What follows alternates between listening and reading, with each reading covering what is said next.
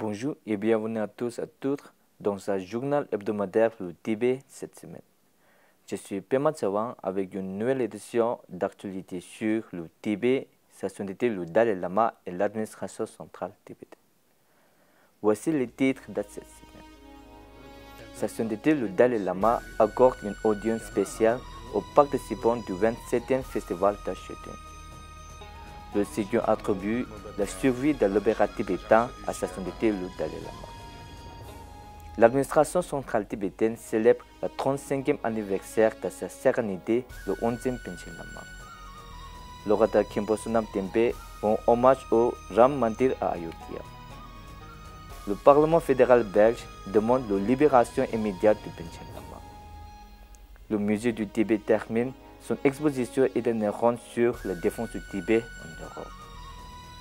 Le bureau du Tibet assiste au 17e anniversaire de la fondation de Dzogchen Gyalé Palpa-Ling en Belgique.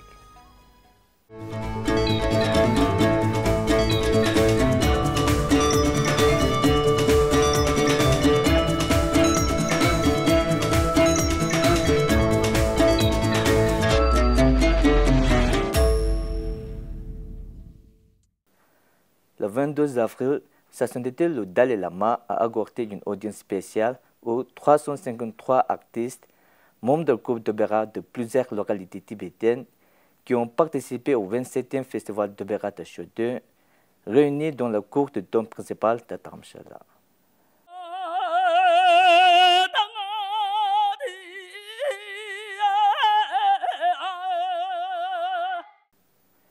Cette raison à le feu, sa sainteté a rappelé que le festival d'opéra Shedun était l'une de ses fêtes préférées lorsqu'il vivait à Lhasa.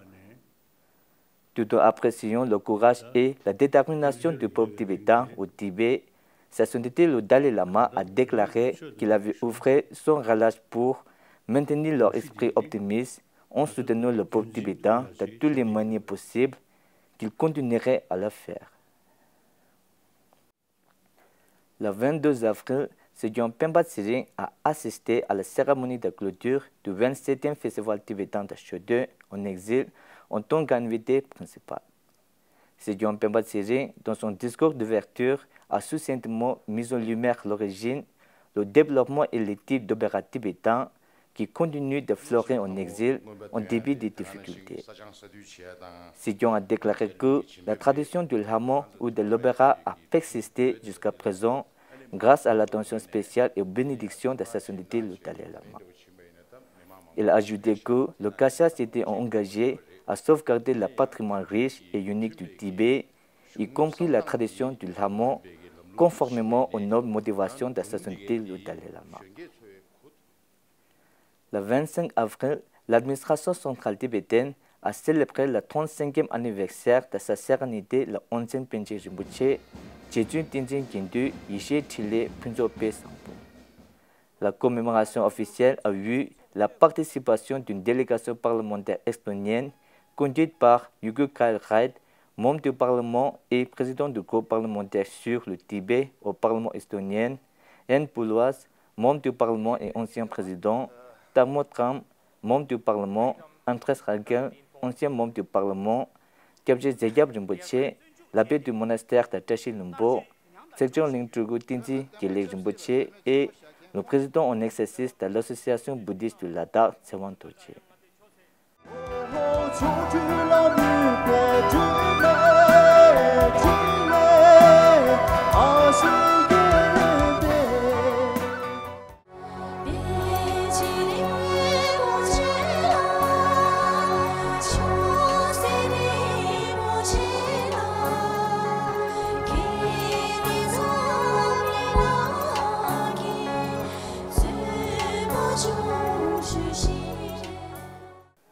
Dans leur déclaration, le Kasha et le Parlement tibétain en exil ont appelé à la libération immédiate de Panchen Rinpoché et ont également réitéré leur appel à la direction du Parti communiste chinois pour qu'il lève tous les doutes concernant la situation réelle du 11e Panchen Lama et de sa famille.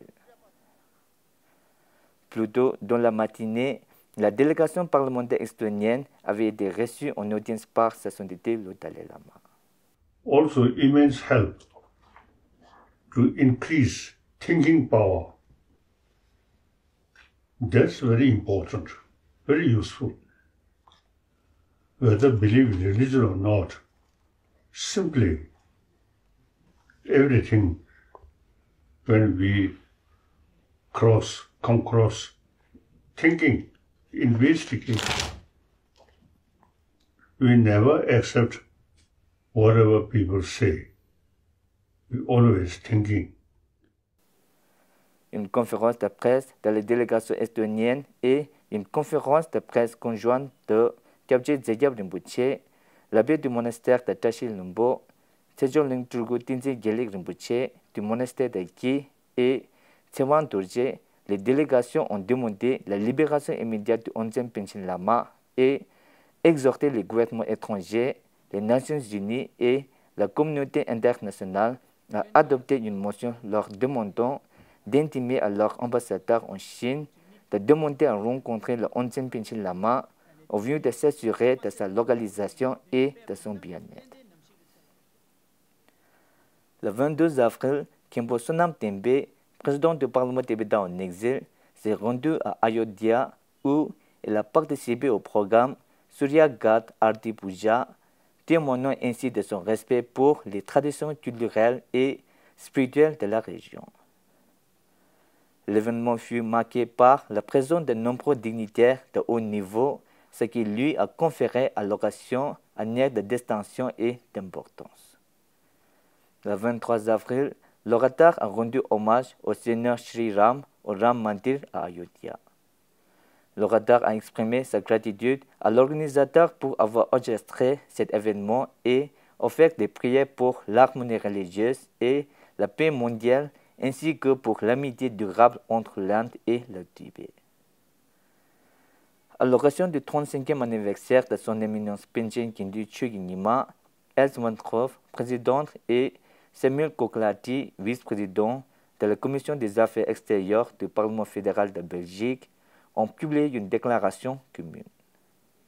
Dans leur déclaration, ils condamnent la disparition forcée du 11e Panchen Lama depuis 29 ans et requièrent sa libération immédiate, ainsi que celle de sa famille, de son professeur et d'autres prisonniers politiques. Ils appellent également les autorités chinoises à respecter le droit du peuple tibétain à la liberté de religion et le droit de choisir la réincarnation de leur chef religieux, y compris en temps opportun, sa sainteté le 14e Dalai Lama, sans ingérence de la part du gouvernement chinois. Le musée du Tibet de l'administration centrale tibétaine a conclu sa tournée d'exposition itinérante d'une semaine en Italie le 14 avril. L'exposition itinérante a débuté le 8 avril à l'université Sapienza de Rome, suivie d'une session interactive sur la défense du Tibet au lycée Gaetano de Sancti à Rome, à laquelle ont participé 200 étudiantes. L'équipe du musée du Tibet a également participé à une conférence dirigée par Andrea de Priamo au Sénat de la République. L'exposition itinérante sur les efforts de défense du Tibet s'est poursuivie à Turin et s'est achevée par un rassemblement à la Casa del Tibet à Ventigno da Canossa, auquel ont participé 50 sympathisants, réaffirmant l'engagement en faveur de la défense du Tibet et de la préservation de la culture tibétaine.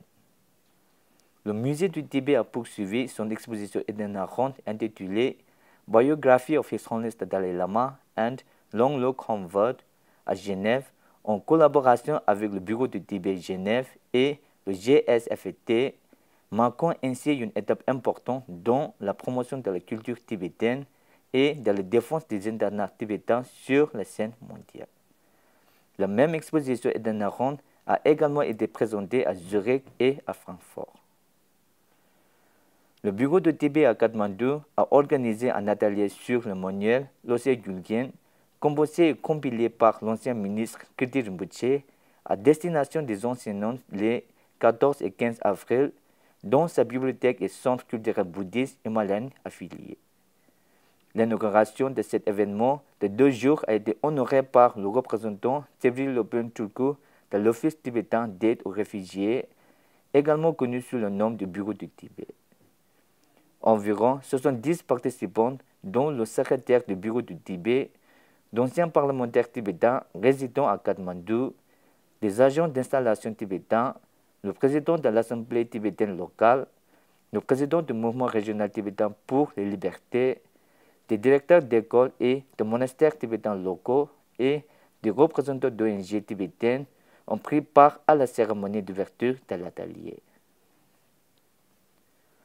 Le secrétaire Télé Vendu a assisté au 17e anniversaire de la fondation de Dharma City le 20 avril à Le Foron, dans la province de Namur en Belgique.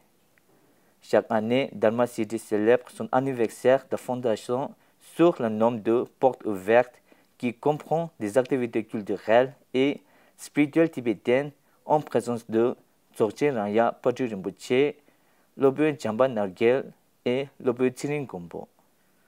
Le centre de Rinpoche accueille également chaque année le com dédié pour les enfants de l'école du langue tibétaine du week-end. C'est tout pour cette semaine. Merci d'avoir suivi Tibet TV. À la semaine prochaine.